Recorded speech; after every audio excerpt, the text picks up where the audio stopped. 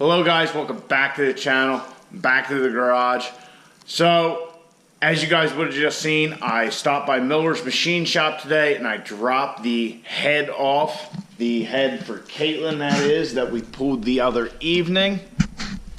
I dropped that off there, talked to the guy there. It's actually just a small machine shop here. It's in Lincoln University, Pennsylvania, just outside of Oxford. Like I said, it's a small father and son machine shop. Actually, I believe it was two other guys, and then the one guy retired, and then so now it's just a father-son show. Anyhow, they have a pretty good reputation in the area for building Cummins engines. If you go on the Instagram, check out their Instagram, Miller Machine Shop. They're always putting pictures up of different Cummins stuff they're doing, whether it be a block, a head, whatnot, tractor heads. I think I saw a Duramax picture the other day. One that really interests me because it has something to do with Veronica. The other day they had a picture of a 408 Magnum motor. If you don't know what that is, a 408 is a 360 bored and stroked, and all 360 is, I think it's just bored. Yeah, bored.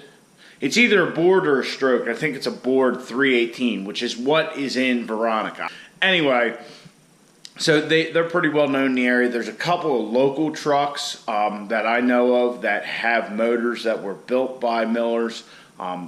Couple 9-second trucks out there. They do a lot of stuff with pulling engines. So I was talking to him about that, about, hey, we could put rods in. He said pretty much anything you want to do, they can handle. He says they can build a deck plate motor. He has done it in the past.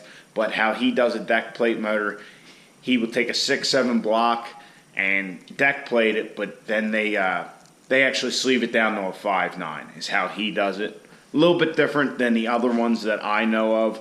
I'm sure there's a lot of guys that do it the same way he does, but anyhow, just a small little shop. So if you're local in southeastern Pennsylvania, definitely check them out. Give them a call.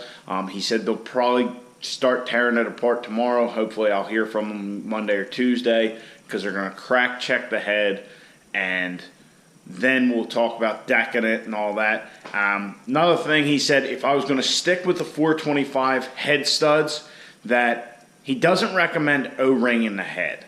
He said really you need a 620. How did I say that? If I'm going to stay with the 425s, don't O-ring it.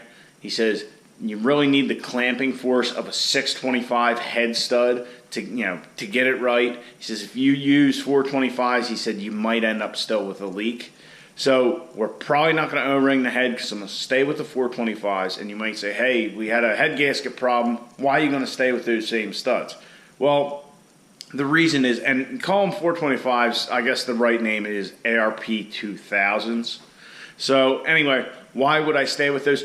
Well, I think what the problem was, and I've said this in the past, I had the big injectors from the race truck, or that are in the race truck now, the 200% over injectors. I had those in Caitlin with just my Mini-Max tune that was set up for stock fuel with the 467, and I romped on it and a lot, and actually broke a couple of input shafts when we had the 48RE in Caitlin. So I think that is what really caused our head gasket issue. So I'm going to go back with the 425s because I don't plan on adding any additional fuel to this truck. The truck's already fast enough to get me in trouble for a daily driver, and it should be good enough to tow when we get a trailer eventually for the race truck. Another thing, if you watched yesterday's video, I had some issues with our jack that I borrowed, or our engine hoist that I borrowed, with the jack in particular. So when I got back from Miller's, I drained it all out because I tried to fill it up with ATF because that's the closest thing I had to hydraulic fluid. I figured it would work. Didn't get anywhere. It was getting late, so I just picked the thing up, threw it in the truck. So I drained it, put hydraulic fluid in it, tried to flush it, put hydraulic fluid in it, figured I got it, had it out sitting, jack it up, jacked up perfect, put it back in the engine hoist, jacked it up, seemed good, held, but as soon as I grabbed a hold of it and put my body weight on it, the thing just started dropping. So I think there's some seal issues in the jack. I got to talk to the guy I borrowed it from, see what he wants us to do. I don't think it was anything I did, but we'll just talk to him, see what's going on.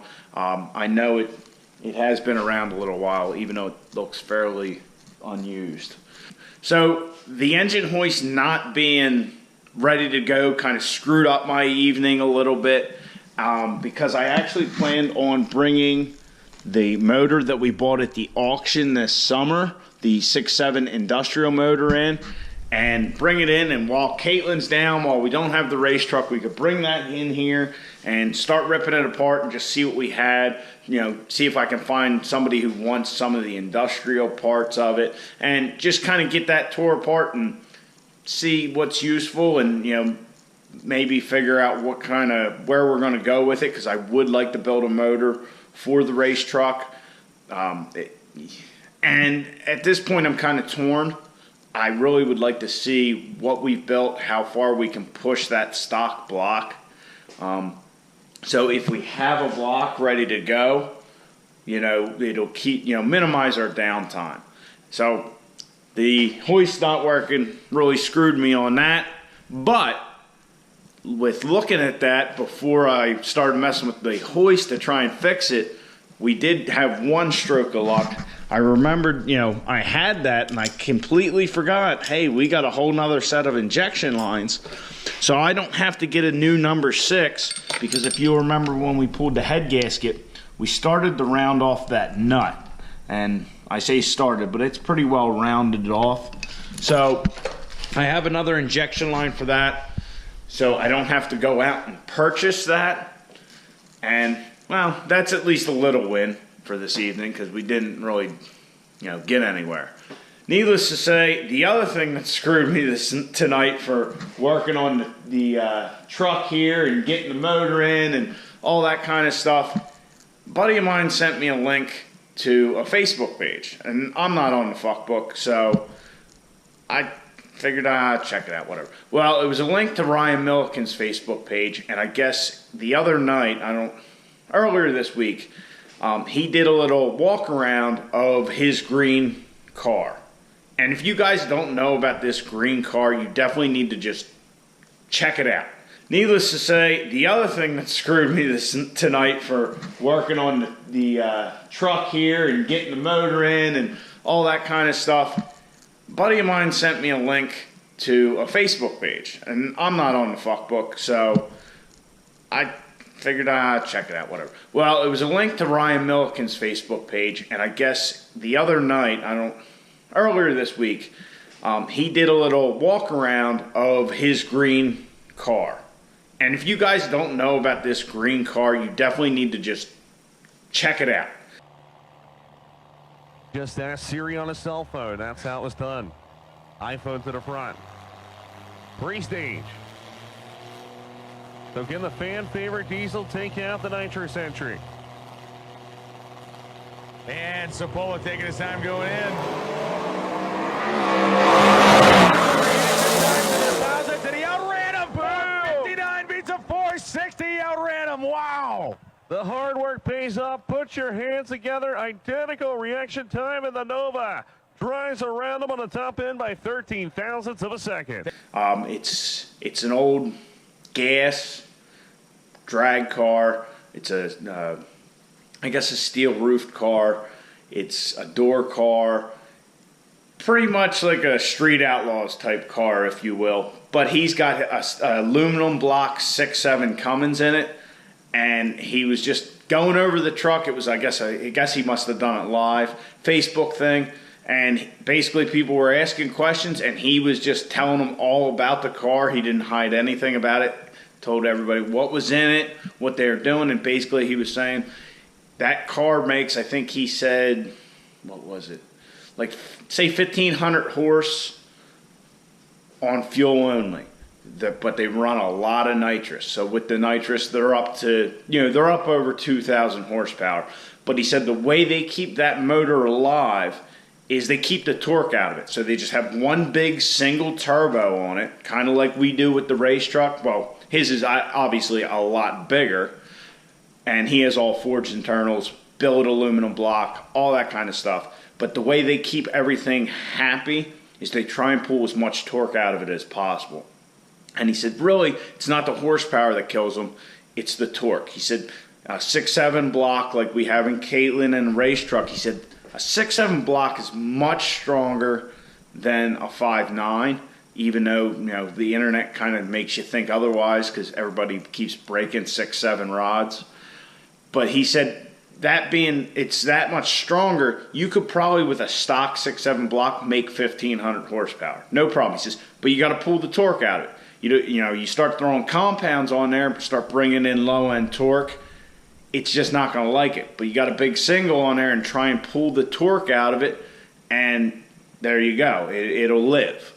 Which I found interesting. I knew about like the big single, but I didn't really know why. I thought it was because you were just bringing the power in later, but here it's more of the torque factor than anything else. So that thing I watched was like 2 hours. I saw it when I first started, and I was just like, I'll just watch a little bit of it. But it was just neat hearing all the different things with that car that he has going on, and it's an LSM I think it is, aluminum block and a Wagler aluminum head.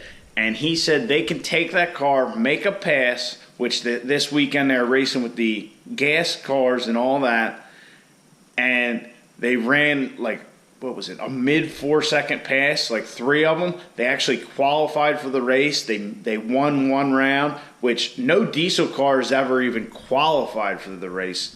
It's a 275X class. I think it has something to do with the size of the tires because it is a radial leaf spring class, but no diesel's ever even qualified before.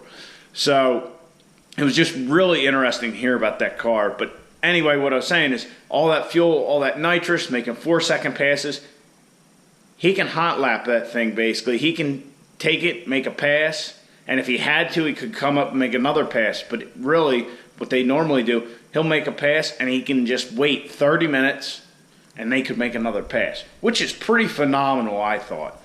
But anyway, that just grabbed my attention. It was just so interesting. It's something that nobody else is really doing in the diesel community, and it's getting out there. He said, and I thought this was funny in the thing, and like I said, go check it out. If you got 2 hours, it's just interesting as hell to see what they've done with this whole setup and how into drag racing they are. And they're talking about, the guy who actually was running the car for the event. It wasn't actually Ryan, it was Daniel Pierce, a guy who works for him, and he had this teal truck you would have seen at the first UCC. It was the one that kind of caught on fire and blew up.